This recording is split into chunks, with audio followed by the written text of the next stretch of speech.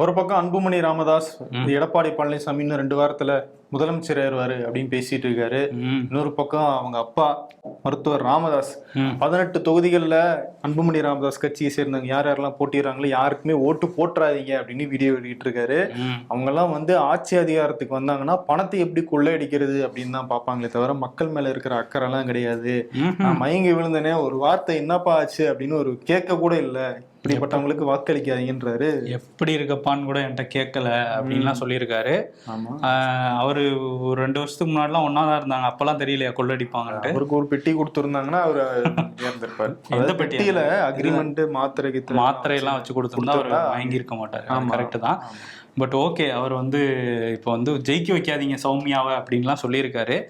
ஏன்னா அவர் வந்து ஒரு வேட்பாளர் போட்டாரு, அவர் பிரிக்கிற வாக்கெல்லாம் பத்தாதுன்றாங்க தர்மபுரியில வந்து சௌமியாவை தோக்கடிக்க. இது மாமனார் சபதம் அப்படின்னு வந்து எடுத்திருக்கிறாரு.